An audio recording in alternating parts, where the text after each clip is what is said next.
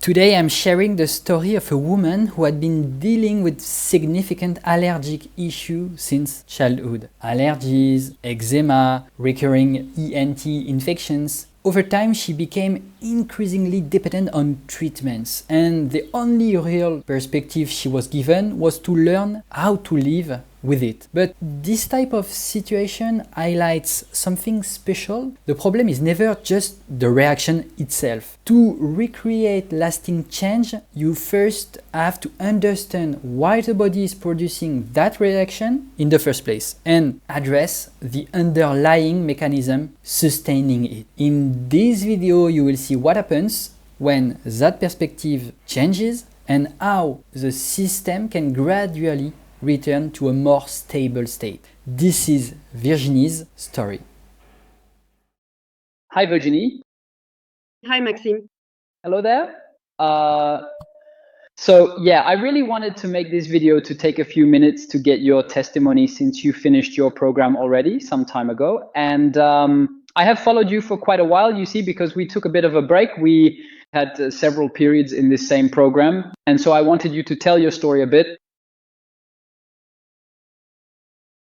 That works. Well, listen, so for me, I've been allergic for as long as I can remember, since I was very little. So it's really, I have a few food allergies, well, not too painful like buckwheat, but it's something you can easily avoid. So it never bothered me too much.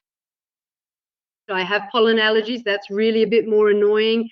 So at first it was 3 months a year. And then as time goes by, it ends up being from March to December. So not very cool. And animals, quite frustrating for me, knowing that I'm a rider, that my mother has animals, that I love animals, and that I had to pump myself with meds all my life to be able to live with them and to be able to keep doing what I loved. So I consulted with a series of doctors who simply said medication, medication, and even more medication. And then they mentioned desensitization. But they did so without much conviction, because anyway, for some people, it could make the phenomenon worse than anything else. So there, I had reached a stage where finally, apart from avoiding the allergen or really pumping myself with meds, I really didn't have much of a solution left at that point. And so one day I just happened to stumble upon it while thinking to myself, hey, I'll just type naturopathy for allergies into Google. And that is exactly how I came across your original website from back then. And so you come to see me at the office. I remember it has been what? It has been about a full year or something quite like that. Yeah, I came in December last year and you said you don't start before January because of the holidays. Yeah, that's it. Yes, so it's been practically a year. It's been exactly a year, I think. And so you came into the office that day. And so what did you say to yourself at that specific moment? Well, I think I said to myself, just like many other allergic people, you arrive, well, you've tried pretty much everything medicine can do. Allergists tell you you'll have to learn to live with it with meds. At best, you have some who are a bit optimistic who say we might be able to desensitize. But in the end, when you have maybe 50 allergens you react to, you can't desensitize to everything clearly. I arrived thinking at worst I lose my money and at best I gain something. Well, if I started, it's because I didn't totally believe in it, but I believed in it a minimum, you see. When I told my boyfriend and my mother, they laughed in my face. My boyfriend told me, go ahead, do your thing. But he admitted to me later that he didn't believe it for half a second. My mother, who didn't believe it for a split second either, well, she ended up seeing how it worked and she ended up starting to do the same thing because she's allergic herself. So it's pretty crazy. And so you're doing this. And so you're reaching the end of the program. So, well, it's not spring right now, so it could be worse. It could be worse. That's true. I have the horses, I have the dogs, I have the wood fire, I have the cats, basically all my worst allergens. Before I'd come to my mother's, I'd live like right here in my room, which was really sterile, cleaned, and so on. And as soon as I went downstairs, it was 3 or 4 meds a day. Really, it was hell on earth. So now overall, it's going very well.